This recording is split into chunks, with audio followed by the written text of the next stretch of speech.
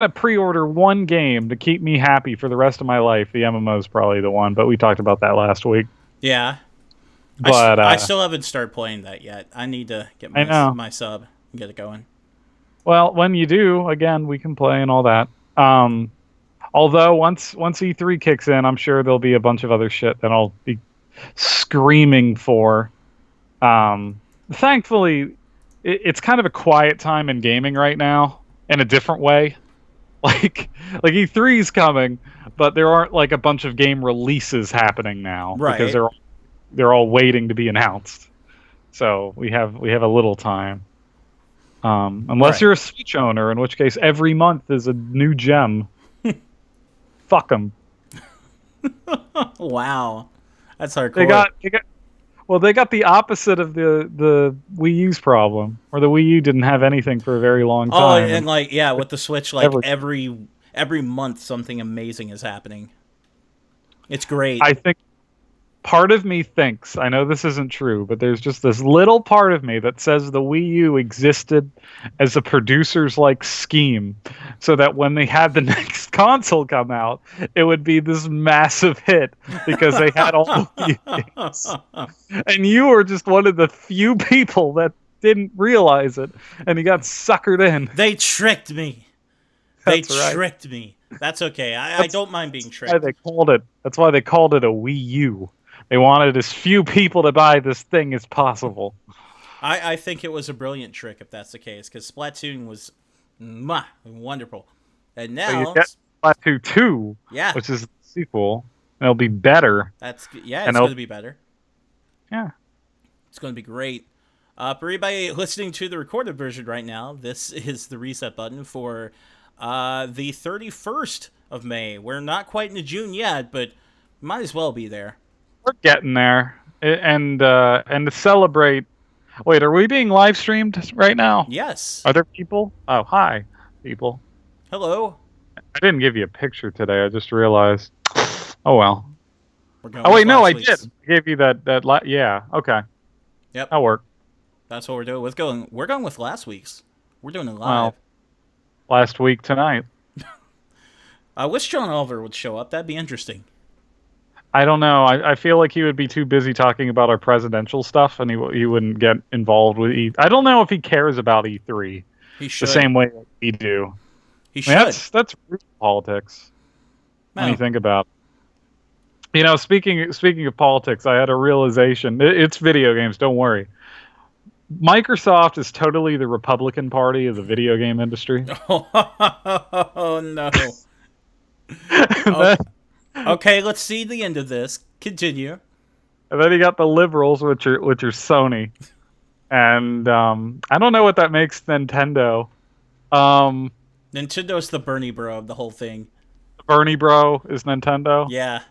That sounds right. That sounds more right than right. Yeah, because it's socialism. You want to give away switches to everyone, but then the healthcare, and then everyone eats it Yeah, up, and they wanted to give yeah. away free online play to everybody, and then they're like, hindsight is 2020, right, guys? Except in this timeline, everybody was like, no, make us pay to play online. Nintendo went, okay.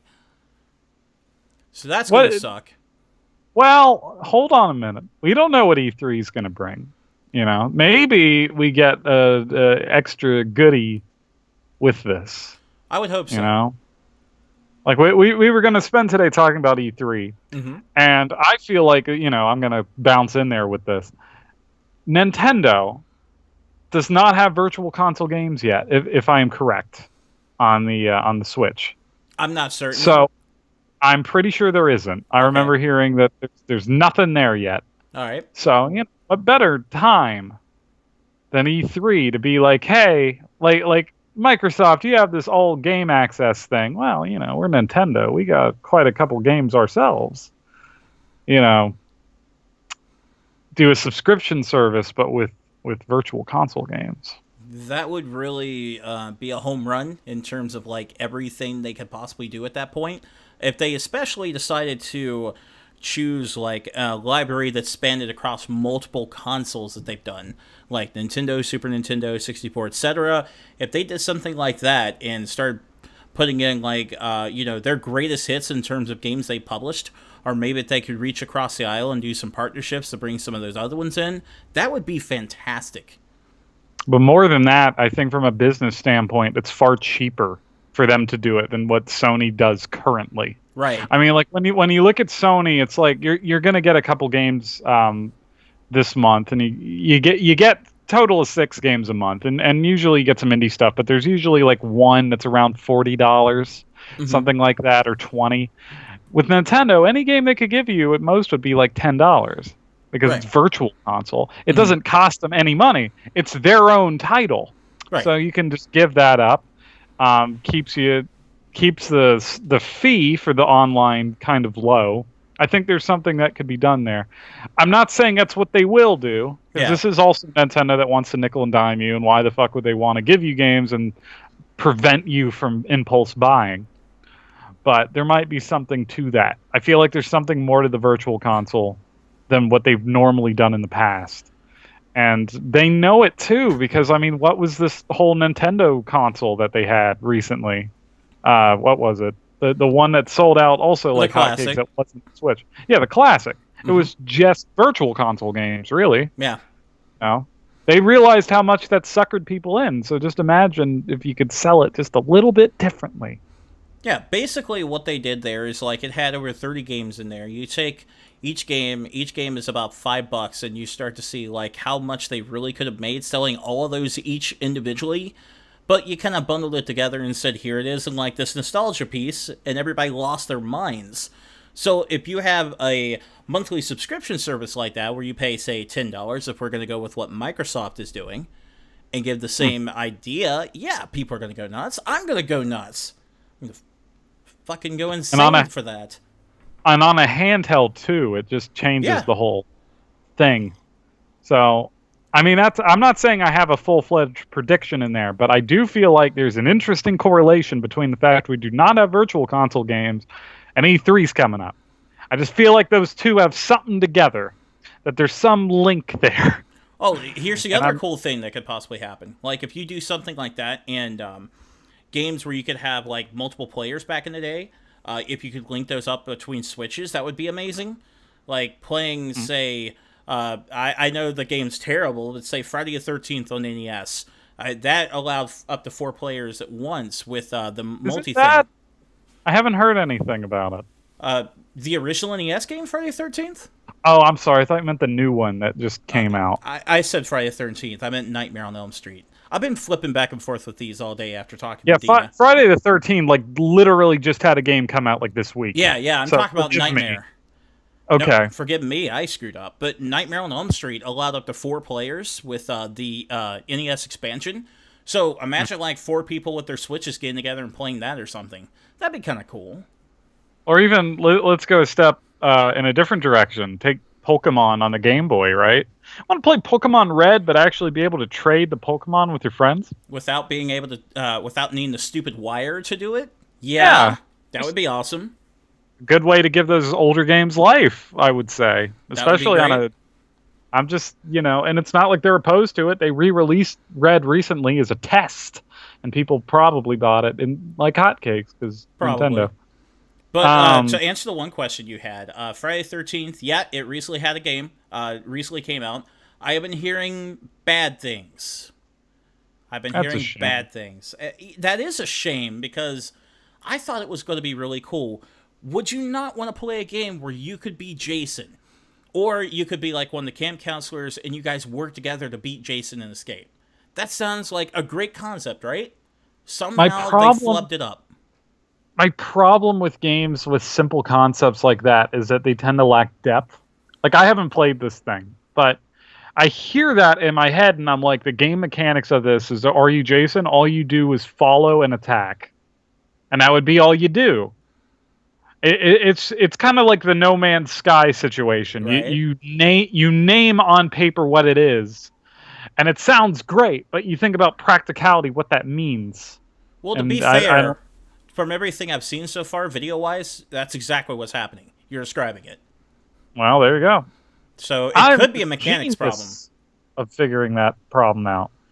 I mean, I'm not saying it couldn't be solved, but I am saying with something like that, I always need a demo, right? Right. which It's they didn't produce. Well, you kind of need demos for especially like weird little things like that. Because like I've learned it's like if you're making an action game, let's say you're making the new Uncharted, right? Mm-hmm. We all know how that's going to play and work. We get it, right? If I look at God of War, that's a whole different like style of game compared to the original God of War. But it is a story-driven action game where I'm fighting against AI, possibly open world, but I have a character to guide me in a direction. I can figure out what the mechanics are just looking at the game. Okay. I can't do the same for Friday 13. I've looked at like tiny clips and I'm just like, oh, so you're going to just kill him and you're going to run and hide. Yeah. I may need more gameplay than that. Yeah. Because that sounds really shallow. So, yeah, it's Jason. You kill the counselors. You can, like, crash through the window and kick the wall down and all that. And then as the camp counselors, you guys want to band together. So, like, Jason's chasing one counselor, so you sneak up behind him and, like, hit him with a wrench or something. And then everybody tries to escape. That's pretty much what I've seen so far in terms of the game. If there's more to it than that, I apologize, but that's what I've seen so far. Well, I make no apologies because I haven't seen enough to have an opinion on it. Anyway, back to Switch, though. Mm-hmm. Friday 13 should be on Switch. That was the point we were never going to make, but now I'm making it. It should. Why not? Everything should be on Switch. I don't know about that. Not everything. Close. I mean, we all know Five Nights at Freddy's going to be there, but I don't want it. It's going to be there. I know it's going to. Okay. That wasn't that kind of statement. Yeah, it wasn't like I wish it's going to happen, but it's happening. It's going to happen. There was someone, and I want your opinion on this. I'm not the big fan of this channel, but someone had linked me to. Are you familiar with the YouTube sensation known as game theory? I am quite familiar with that YouTube sensation. So they had a theory that the whole secret with the Switch was that it was actually a secret VR device. And the idea is that this HD rumble is the way that you beat the VR problem, because then you could feel your way in with the controllers as your hands. And I thought that was an interesting idea.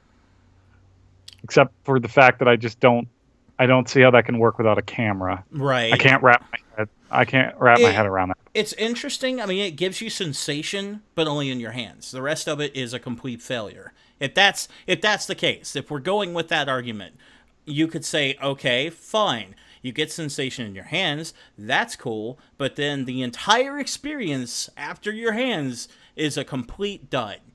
And I don't. How would that be?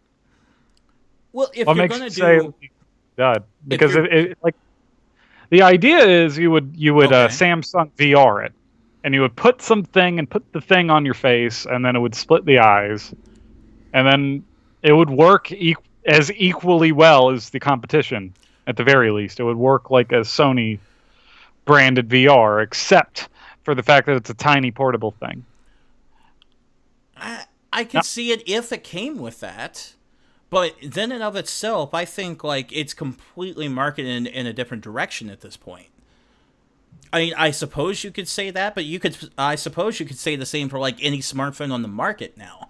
That's just kind of, a generalization. You see what I'm saying? Well, the reason I'm bringing it up, I mean, while that is true, the reason I am bringing it up is I'm trying to get our heads into a really interesting way of thinking about what Nintendo could announce, because I think it's really easy. Like okay, Sony, I'm expecting a show. I'm not expecting much of a surprise in terms of, oh, by the way, PlayStation 5's here, and it turns out it's a car. Like, I'm not expecting that. What I'm expecting is kind of what they did last year, which was great, where they're just like people wearing suits, being like, "Hey, gamers, we got games. Look at it." And then they show off the games, and they're amazing, and they have an orchestra playing because they know that we're eating this shit up, and we are. And then some guy comes out and says, "Yo, we have this thing called building the list, where we make really financially irresponsible decisions that make the gamers happy." Right. And it's great. It's the best thing ever. But that's really all I expect from Sony. You have Microsoft over here with a brand new console that I could care less about, but they could sell me if they do it right. We don't know what games are coming out for it because Microsoft hasn't had a game in a long time. At least Right. it feels like that. Well, they So have, like but nothing's made a splash. So let's hit that really quick. So Microsoft recently has had some games come out, but the problem with them is they have not made the kind of splash that they have in the past. Like everybody thought that Gears of War, like the new one, was really gonna kick it up a notch. It really didn't. It didn't do much of anything. And then you have like Halo Wars. They were assuming because it had the word Halo and they did like a pretty heavy online advertisement that that was really going to kick forward with people. And it's already in the bargain bin in a lot of places. They are having a lot of trouble getting people interested in their brand right now. well, they've done a terrible job with their brand in general lately. I mean, the past 10 years has been Connect, and then the announcement of the Xbox One was one of the worst things I've ever seen at E3 other than like the Konami presentation. I still remember that. How many people heard the words always online Yeah. and and panicked? I know like occasional people were okay with it, but generally speaking, I knew a lot of people that said they would never touch it. And me personally, even though they've corrected course, I'm never going to look at them as anything other than the guys that tried to do that. Right. I can't look at Microsoft now as a fucking company I'm supposed to like or love. Right. I I look can at see them that. so much. I look at them so much as I said earlier, the Republican Party of the video game industry. They're trying to get me. They're trying to trick me into an idea that I'll be comfortable with as I get used to it over time. Right, And I can see that, and I think Tanner and I, just to criticize us a little bit there, I think we went soft on Phil Spencer a bit when it came to that very subject, because Phil Spencer, first and foremost, he has done a great job turning that around. People actually trust the brand much, much more since he took over, and Don Matrick went away and destroyed another company. But Mhm. the thing there is we gave him all the praise in the world. When that decision was made, he admitted he was in the room when it was made. He didn't object. He was in the room with other executives and allowed that to happen. So Yeah. he's still got some guilt there. He is still somewhat guilty of it. Here's the thing that where I'm going to turn it. They have made some fine decisions lately, and those decisions have been undoing previous decisions, but I haven't seen them actually do anything proactive. Like this is my problem with Microsoft. I haven't seen a game announced yet that I've been excited for and that I felt like I needed the console for. I haven't seen a reason to ever get an Xbox. It seems like every decision that they've given me is them saying, we're going back on that previous one that y'all hated so much. And that just seems to be the whole sell is we didn't do it this time. We got rid of that problem. And now, more than ever, I don't understand the brand loyalty for Xbox when everything's on PC. Like, yes, it's neat. We can have every game on computer, but then why would I get an Xbox if I could just get a computer for the same price? That's a very good point. That has been an ongoing problem with them too, since the announcement last year of, the split where every Xbox game you could get that comes from Microsoft guaranteed is going to be on PC as well.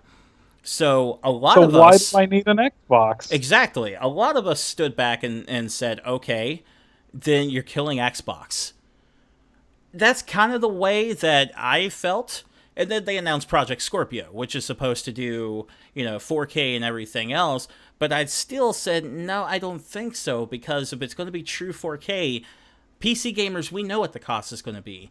If you tell me this thing is anything below $800, I'm not sure I believe you. The trick would be they'd have to sell a box at a loss, but even then, I just don't see the point. I don't Like, either. The best case scenario for what the Scorpio is here is a console that has parts in it that are it is cheaper to buy this with this power than it would be to do it on your own. Right.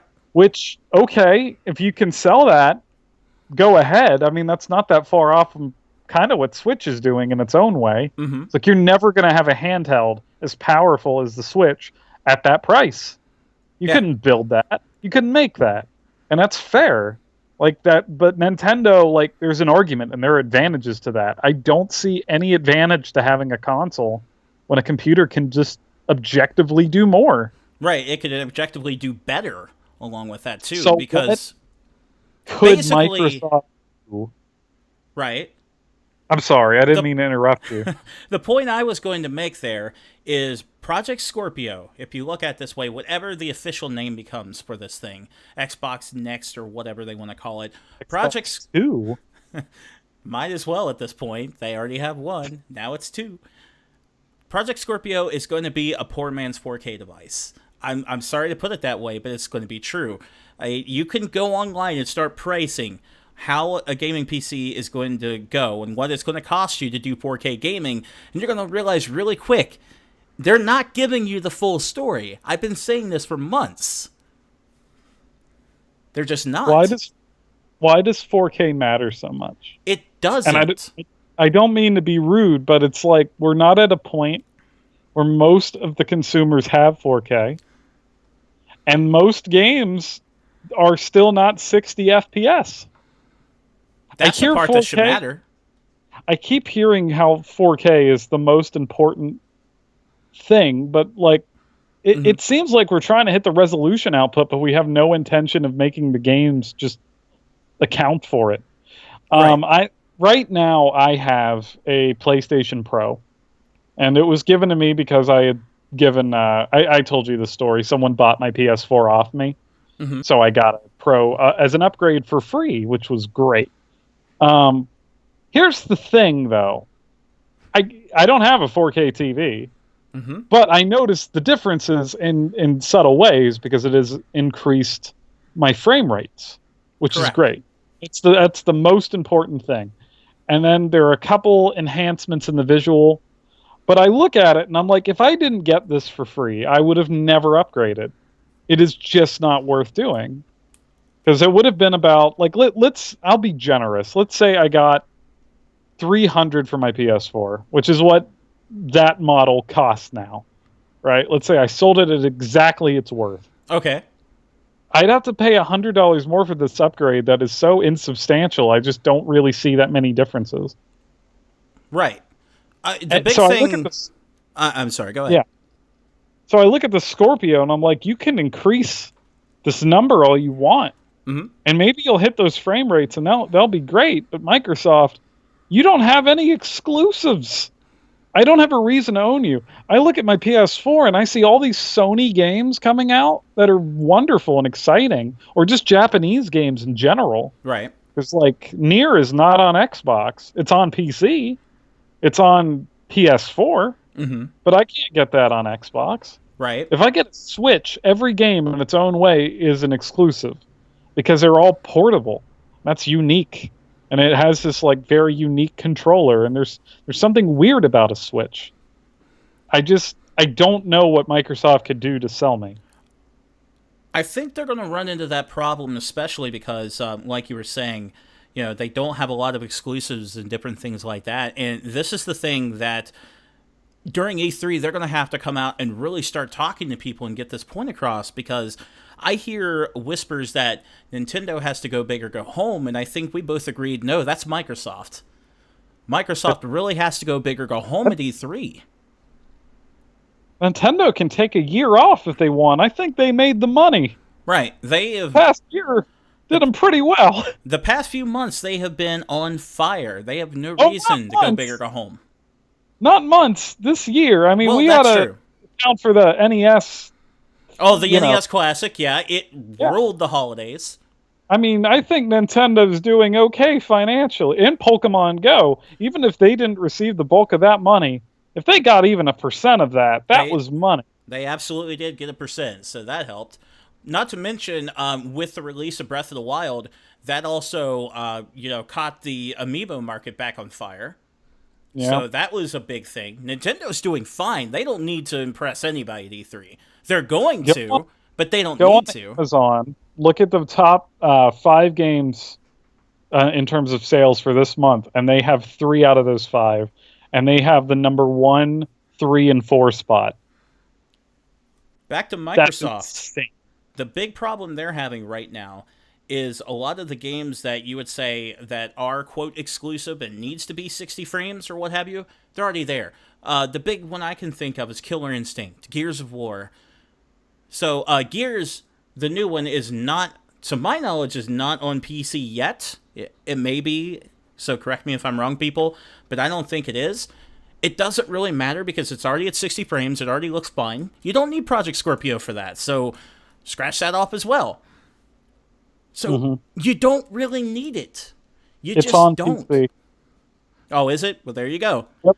It was like 2 months late, but it's on. It's on PC now. So there's another one where you don't really need an upgraded Xbox because it already runs fine in 60 frames on Xbox One as it is, or you can get it on PC and push the frame rate to whatever you want it to be.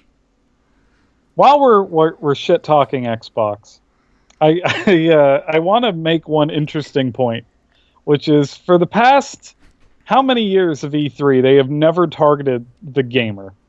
They just haven't. Kinect was like the beginning of this, but they've been going after the casual family market for a long time. Yes. They will never buy a Scorpio because they do not understand the advantage of 4K. It is one thing to sell a media box and explain what works for, it's the new VCR, but it plays games. Okay. But now they're going after the hardcore market with the Scorpio. And it seems like all I've heard, and granted they have not revealed it yet, but all I'm hearing is power, power, power. From a hardcore standpoint, who cares about power? I'm at the point now where I kind of feel like we've hit diminishing returns. The PS4 is not that much more than a PS3. Like, really. The numbers may be way higher, but if I play Uncharted 3 and play Uncharted 4, it's a visual difference, but I'm not wowed the same way. Right. That I was at the time. Right. So it's not giving, like, new mechanics or anything that's mind-blowing. Right. You feel like you've been there before, because you have. It's just, at this point, we're chasing a number rather than trying to make something different or do something with that technology. What could Microsoft do to sell you? That's my question. I'm not really sure they could, to be honest, because in terms of it, I'm in an interesting situation with my job where I am very familiar with the 4K market in terms of an entertainment medium. I know that 4K is not taking off like industry experts expected it to.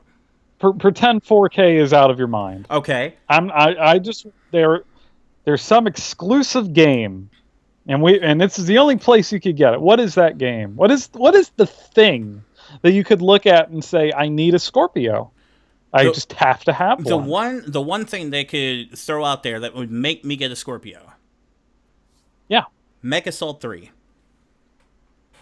If they could make that happen, I would get it. Because in terms of it, I always felt that MechAssault, because there's been other mech games like that, but I always felt that it worked best with an Xbox controller. At this point, MechAssault has been a dead brand since 2004. So it'd be good to resurrect that. Bringing that in with the kind of power they keep talking about, I would love to see a very lush, full-frame, powerful new MechAssault game. I would go for that, but I don't see it happening. Okay. Because in terms of it, the power thing they keep mentioning, it's so absurd because you keep talking about power. Your competitor at this point is yourself because you put these games on PC and you're still running an APU. So for anybody who doesn't know what an APU is, it is a processor that works both the graphics and the CPU. So it does both of those things. Now, the Scorpio, I don't want to get into too much details, but it is reworked in a way where it takes some of that stress off the APU and works in a different way, but it's still a goddamn APU. All gibberish to me. Yeah, that's why I was like, I don't want to get too technical, but the thing I can tell you, it's still one chip doing both the graphics and the CPU versus a computer that you could build yourself or buy, and it's going to have processing for the graphics, processing for the CPU. You cannot beat that. unless you have a device that we have no idea how it works. Yeah. For all you know, the Scorpio could just be a black hole, and it runs off the cries of children, and it Scorpio, creates a power that you've never seen before. I've figured it out. Scorpio is an alien technology from an alternate dimension delivered to us by Superman. It's already been done. That was Alienware computers, and they were pretty ahead of their time.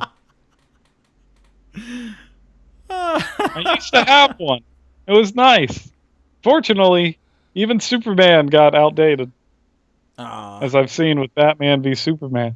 But okay, we've talked a bit about Nintendo and Microsoft. Let's go to for me is the main event. But even though Nintendo is probably the most interesting, Mm-hmm. Sony has been consistently perfect at E3. And what I mean by that is that every time I see a Sony press conference, I'm always into it.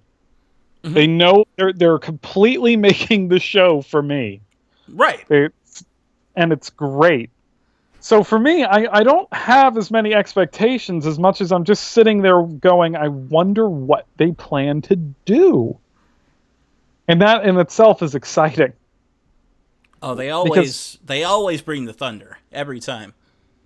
We really don't know what's coming out right now. Now, I obviously there's going to be some games we're expecting to see. Mm-hmm. Like Death Stranding is going to be there. Yeah, I would say that's a pretty safe bet. That's a safe bet. Maybe God of War again. Days Gone, I could care less about, but I know one person in the world's excited for it. Whoever's not sick of zombies is excited for Days Gone. Yeah, I'm cool. No thanks. Yeah, you could make the greatest zombie game ever made, and I'm just not going to buy it. I'm not even going to look at it anymore. It's overrun. I didn't mean for that to be a pun there, but there you have it. The zombie genre is overrun. Overrun with zombies. But I was in an argument about Days Gone the other day. Someone was trying to defend it, and I'm like, what looks unique about it? And they're like, well, there's motorcycles in it. That distinguishes it. I'm just like... Weren't there motorcycles in Dead Rising 3? I don't care. I know there were some sort of vehicles. Yeah, there were. There were people, they were bosses you had to fight, but there was a motorcycle gang you fought in Dead Rising 3. It was a combination of that and the fact it was open world. And those two things were supposed to convince me to be excited. And I don't think you can excite me any less than the words open world, because it means nothing to me anymore. No. Not to mention, I mean, it's already been perfected at this point. I mean, Breath of the Wild did it. It's done. I don't feel like it's perfected. I think they found a way to make it good. I feel like we have had so many open world games that have just followed the same template, but the template was never that good in the first place. Right. But we just took it as that. I think what Zelda said is, hey, let's actually do something with it. Like, the weird little statement, but as excited as I am to play Zelda, and I'm not saying it doesn't deserve the 10s it gets, I'm far more excited for whatever comes after. Because now they have the template, and I feel like now that they have their hands on that style of game, there's a lot more you can do with it. Well, it's funny you mentioned that. I know we're getting off topic here, but we're going to roll with it because it's a good idea here. You make a very good point with that, because Super Mario 64, when it came out, it set the bar of what good 3D could be. And in terms of it, this is not my personal opinion. This is what other people have said. But a lot of people believe that Banjo-Kazooie came along and took that and made it even better. If you put the two games in front of me, I'm going to pick Banjo every single day of the week. That's just how that works. But that's kind of what I feel like we're going to have from Zelda. It's going to be this influential thing. Unless, of course, companies like Ubisoft and EA just look at it and go, that's too much work. Let's just make the easy one. It makes more money. Well, it's what's probably going to happen. You've got a point. You've got a real point with that one. Wouldn't that be... Speaking of press conferences I'm not excited for, EA and Ubisoft. I want to see 0% of EA. Last You want to see year, what part of EA? I want to see 0% of EA. Last year, if you recall, you and I missed it because we were busy seeing Warcraft in theaters. And then Oh yeah. we got out of the theater. You read some news bits of what happened. And I said, so basically nothing happened. And you said, yep, pretty much. And then put your phone in your pocket. That was a good E3. This year we're watching it, whether we want to or not.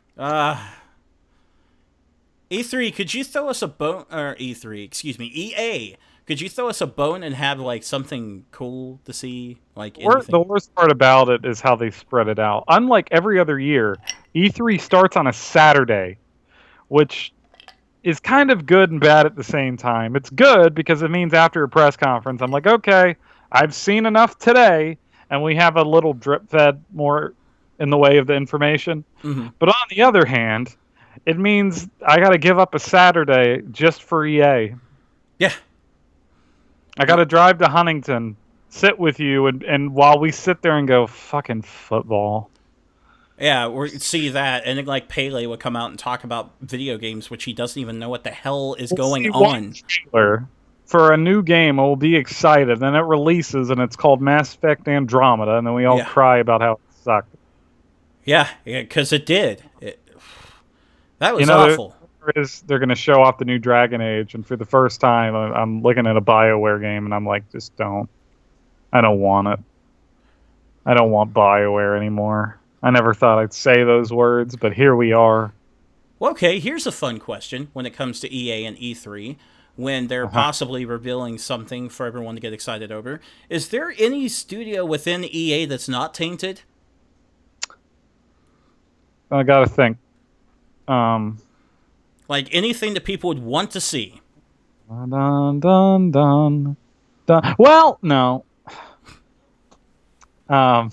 I had a real answer, but then I realized it didn't work. I was going to say, look, if people are excited for Visceral to have that new Star Wars game, but then I remembered, what's their last two games? Dead Space 3 was a massive disappointment, and fucking Battlefield Hardline? No. Yeah. So I'm trying to go back to the board, and I'm like, every interesting EA studio was either shut down or ruined. Mm-hmm. So I am literally looking up EA right now just to find a studio that wasn't ruined. That's what I'm saying. Like, everything they have, if they haven't killed it by now, it's just completely tainted, and you're not excited to see anything from them. I mean, there's one series they didn't ruin, but they're not going to make it, which is a new SSX. Because I loved SSX. I even loved the new one. It was a great game. Was it as good as 3? No, but it was a solid game. Right. I don't know too other much than about that one. It's a snowboarding game. Okay. It's really fun. I mean, it's not like a story-driven AAA game. It was just a really fun thing. It couldn't be as dumb as that. Ruined. That last year's game that they showed at E3, a snowboarding game. That one turned out to be yeah, that was Ubisoft, but it was just a giant disaster. That's what I'm saying. It can't be that bad. SSX is closer to Tony Hawk Pro Skater. It's like super ridiculous. You can do insane stuff. I'm looking at the list of franchises. No, it was, but they're not going to make another one. Right. Don't even pretend. There's a rule. If your game has like a rebranding with the same name, it's like, we're rebooting SSX. Let's call it SSX. And then it comes out and it didn't sell that well. What are they going to do? Call the next one SSX? Yeah. Again? They can't do that. Right. So you can only do that trick once or 20 times. EA squeezes the life out of everything. That's why I call it effervescent asphyxiation. I can't find a single thing they haven't fucked up. There you go. I mean, I'm looking on their Wikipedia, and it seems like I'm looking at their games by Electronic Arts that are big deals, and every single one of them, it's either the studio fucked up somewhere along the way, or it's totally dead. Or they're just dead and rotting. Pretty much. I mean, I love Wing Commander, but we all know what happened to Origin. Not only did they die, but they named their fucking Steam competitor after them, just to rub salt in that wound. Yeah. Let's give Medal of Honor another shot. I'm sure it'll be better than Warfighter. Speaking of which, do you think that they would even bother like trying to do anything new with Origin? Maybe they could announce that at E3. I don't care. Origin is just like, it has improved. I'm gonna say that. I've been on this show. Origin gives you some free games, and that's Right. nice. Here's the thing. Mm-hmm. They don't care. Right. It's like if you don't have any games, it's the Microsoft dilemma. If you don't have any games I care about, then who cares about the services? It does have Like, the they game don't- for Windows Live Dilemma. This is like they have that EA access on Xbox One, which sounds like a great deal on paper. You can play every EA game a little bit early. Isn't that great? But I mean, if they're not making any interesting games, Right. So Who that's what I cares? was going to say. Rewind about maybe a year and a half, 2 years ago on Super Reset Brothers. I was praising Origin, and I liked Origin Access. I thought it was good, and I said, this thing has a lot of potential to grow and become better. Here's the problem. Come back to today, it hasn't grown. Because they're not putting out anything. It's bad now, because they aren't doing anything with it. They say, shit from 2 years ago is good enough for now. No, it's not. Not even. I just can't find anything. I keep looking. I can't find anything That's sad. that hasn't been fucked up. That is so damn sad. I know. Even studio wise, I just like it kind of hurt. Okay, so I'm gonna write EA off. We're gonna watch it, but I'm Yeah. writing them off. We're going to watch it, but we're not going to have fun. Last one, Ubisoft. No, there's another. There's Okay. another we're forgetting about before we get to Ubisoft. Bethesda. Oh, okay. Bethesda has actually there's two more we're forgetting after Bethesda, but Bethesda is pretty hit and miss with me. Where it's like, or no, yeah. The thing is with Bethesda is whenever they make a shooter, whether it be Wolfenstein or Doom, it's one of my games of the year, if not my game of the year, when that comes out. Both of those games are phenomenal games.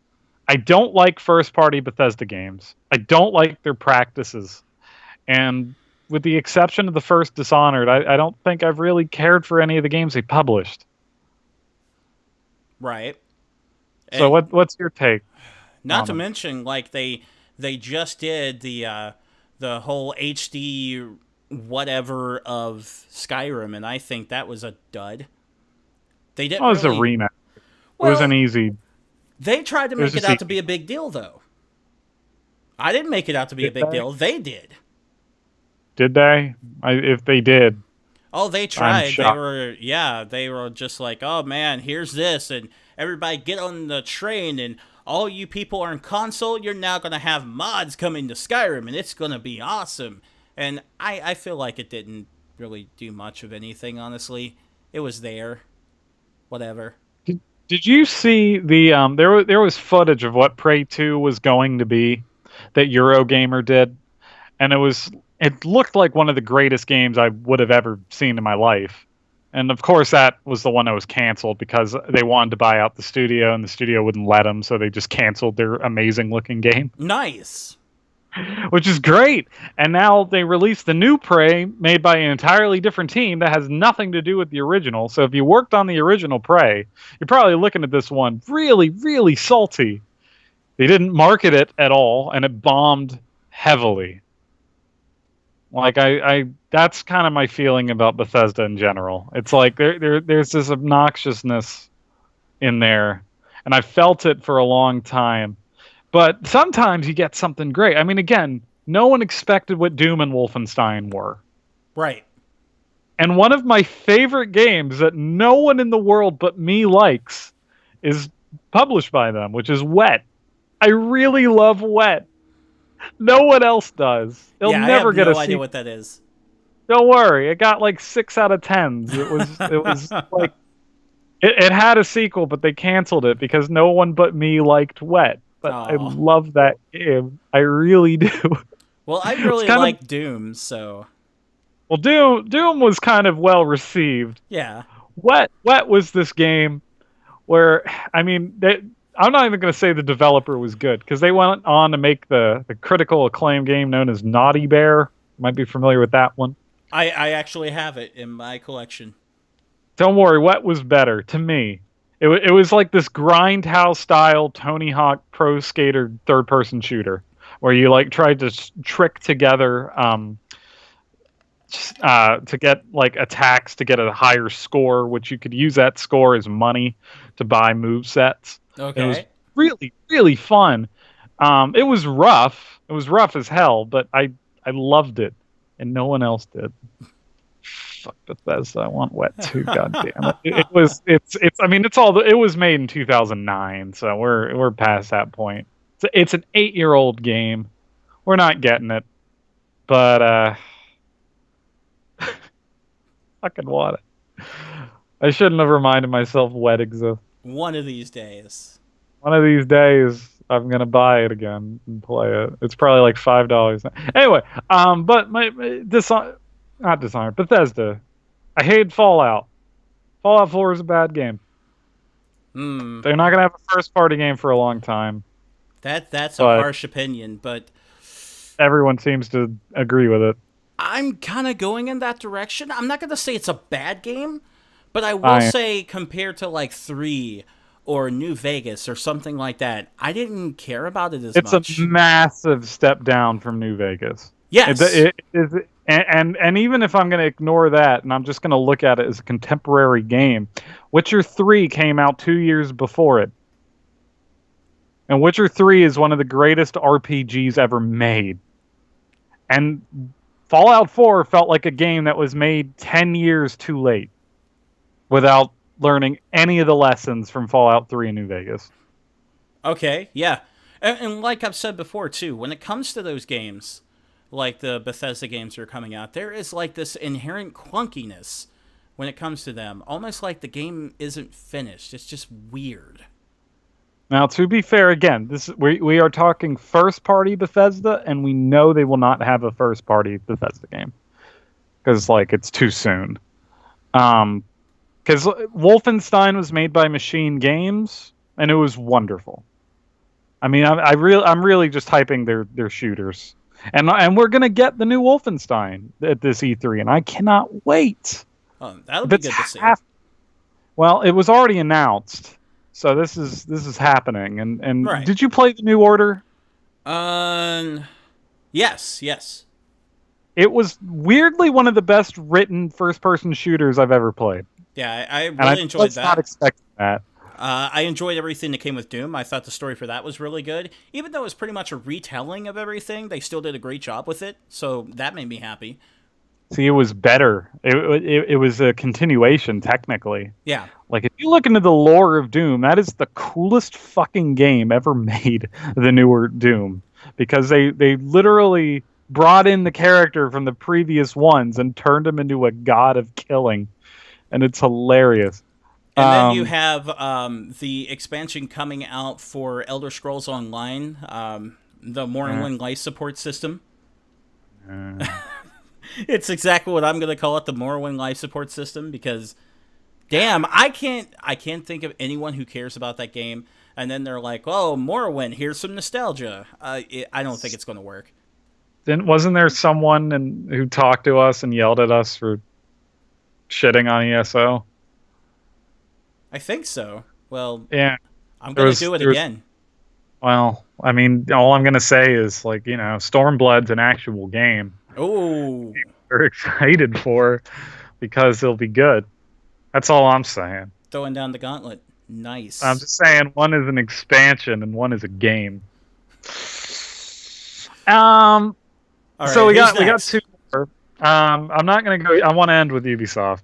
Devolver Digital is doing their first press conference that they've never done, and I love these guys. They are an indie publisher. And there's no idea what to expect from them. Devolver Digital, the same people who published Hotline Miami 2, right? Well, 1 and 2. 1 and 2. What else have they published? I gotta get a list, but they pretty much, generally speaking, if there is an amazing indie game, they're usually involved. Okay. Hold on, I'm looking up the list. I know they did Ronin, which I liked a lot.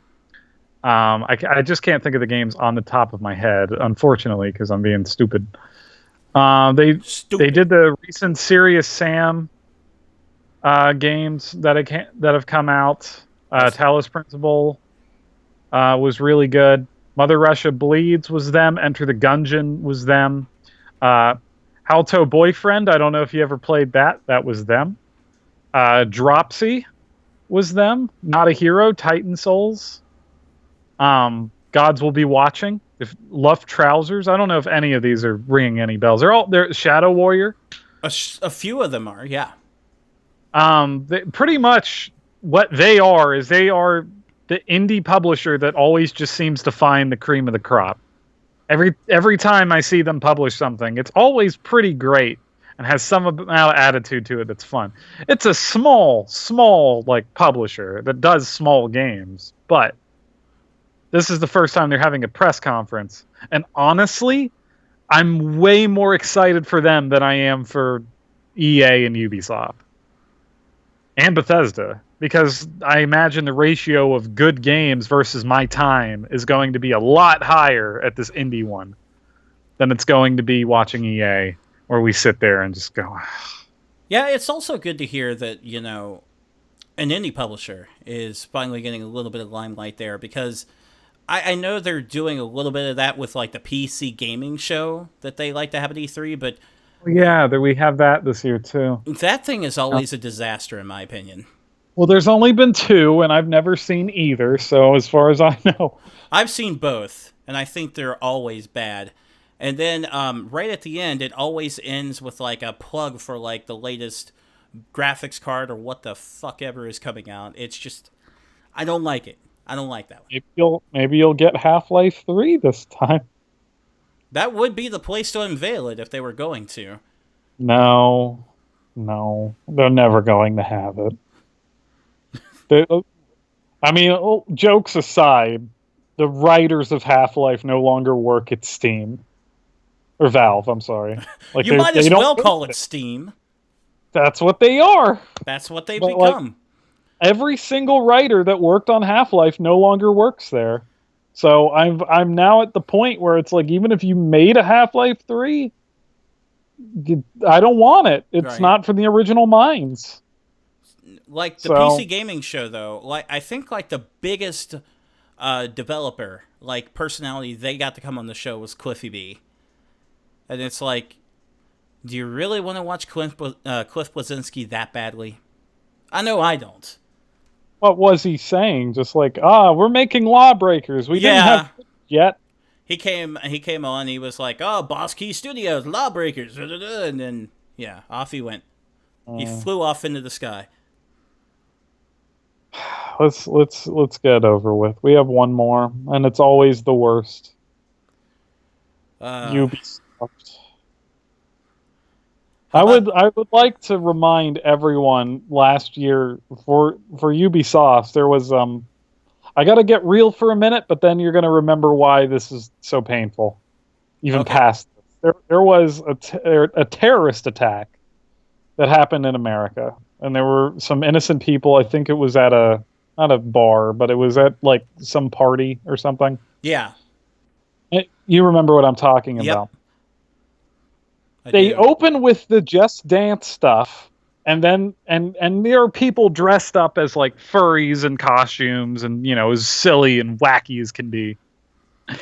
And then they all hold their head down for a moment of silence. And you're just looking at the weirdest shit I've ever seen on screen. The most inappropriate thing I've ever seen is a furry giving a moment of silence to people who were just murdered. That's Ubisoft. And then they do not have the hindsight. Yeah, they do not have the. They basically came out and said, our Ubisoft thoughts are with the victims and everything, and it was pretty bizarre, if I recall. It speaks to what Ubisoft is, which is the most out of touch. They are, if I look at anyone, I look at them as the most cringeworthy, least understanding people of any group of the world. I don't think they're humans. I don't think they know how to interact like humans. And I think they only know that the word Tom Clancy makes money. And they figured that out. But you go past that. Do you care about any Ubisoft games? No, I've given up on Assassin's Creed a long time ago. Assassin's Creed's over. Look, everyone. I've had a talk about Ubisoft before, and this kind of sums it up. And it's very true with Far Cry as well. Okay. And this is just something that's always been it. Ubisoft doesn't make games; they make themes. They make interesting locations and ideas for theming, but then you play the game and they're all identical. They don't evolve. There's nothing interesting about it mechanically, and they're bad games to play. But you get suckered in every year because there's a theme that you really like. That's Ubisoft. Fair enough. I mean, even if Assassin's Creed was still around, I still wouldn't care. They've beaten it into the ground. I think the story has devolved to the point of just idiocy. Don't care. Don't care about Far Cry. This one's called Origin. That means it's the early one. God damn it. It's the gotta reboot. It's the game is a service. Prepare to hear that word all E3. Those words in that order. Games as a service. There are no words in my heart that hurt me like games as a service. And it's not even that I'm opposed to it. It's like the word DLC and what it used to mean, what it still kind of means. Downloadable content by itself is not bad. Downloadable content bastardized is horrific. Mm-hmm. And when everyone does it badly, it makes the whole thing kind of crash. Microtransactions by themselves probably wouldn't have been the worst thing if they were all optional. Now I can't play a single fucking game without a microtransaction made by a Western studio. Deus Ex had microtransactions. Right, that just blows my mind.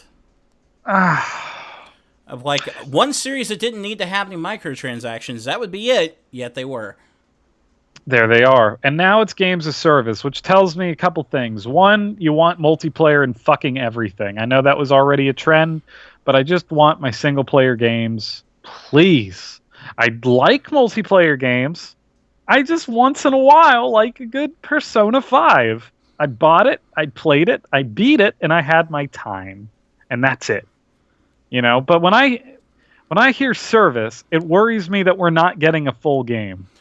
That's where my head goes. I kind of feel that way too. Mass Effect is a game as a service right now, whether they wanted it to be or not, because they continue to update it. Another example of that, and I like this game a lot, but Final Fantasy 15 is a game as service. That should have been a one and done, but there's DLC coming out, and they keep patching in content. Is it good content? Sure. When I finally go to replay the game, I hope it's all out so I can just experience it in one go. Right. But right now, I never want to replay it because I'm looking at it and I'm like, this will never be done. And I'm just... Right. The only time I'm okay with it is when it's an MMO. Put it in Final Fantasy 14. Put it in Destiny. It's okay. Can we also just have games that come out and just have a moment and die? And we just look back on it and view it like a movie?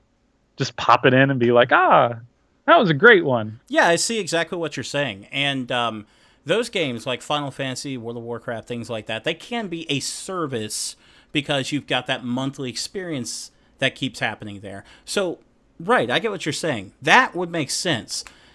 The other games as a service, to me, not only frightens me because they plan to keep it going, but then it's not a product. So it's like, what are you keeping from me? What are you putting behind this wall that you may be benevolent and give to me or force me to pay for?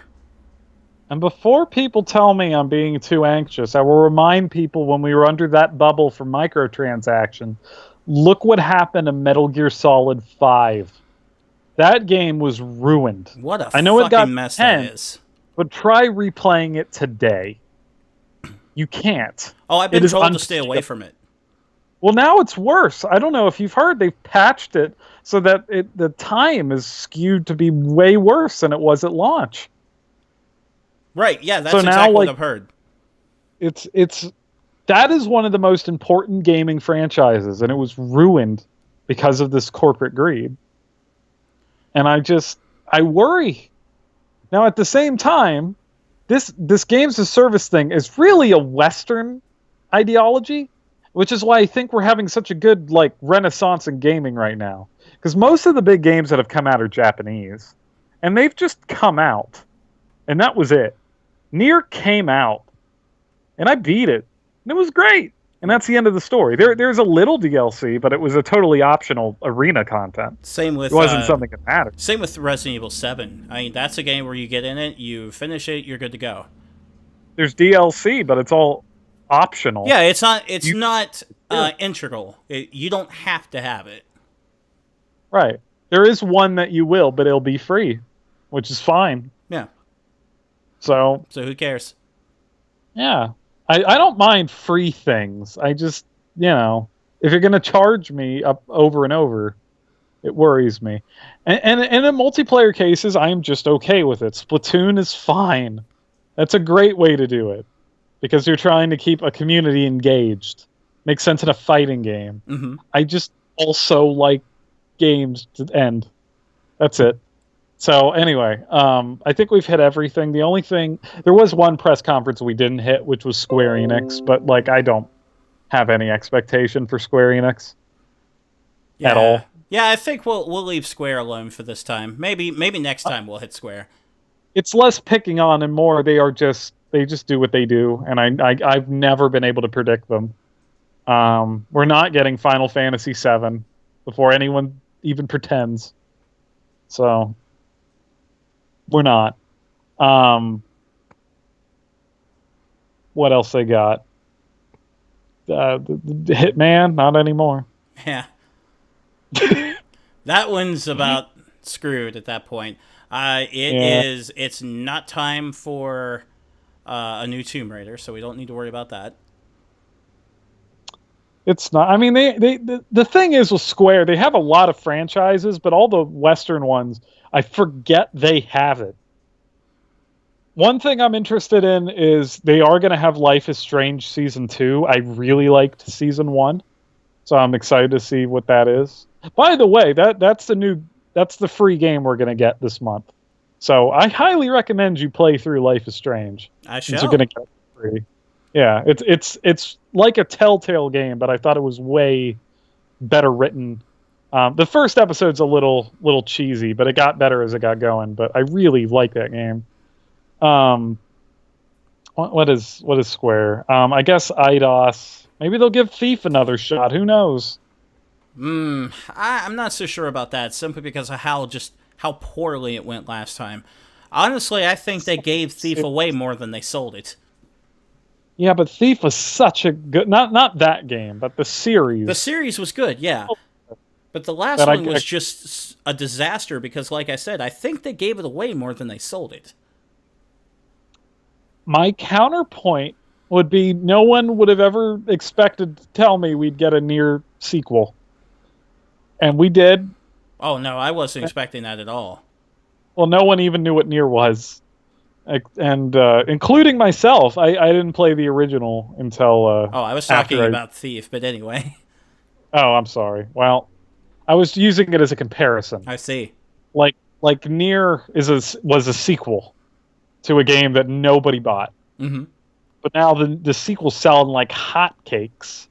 It sold 1.5 million so far, which is doing really well, way beyond their expectation. Who's to say the same can't happen with Thief? Might be a case where they just give it another shot. Maybe people will eat it this time. Could be. But we are hitting the 1 hour mark at this point.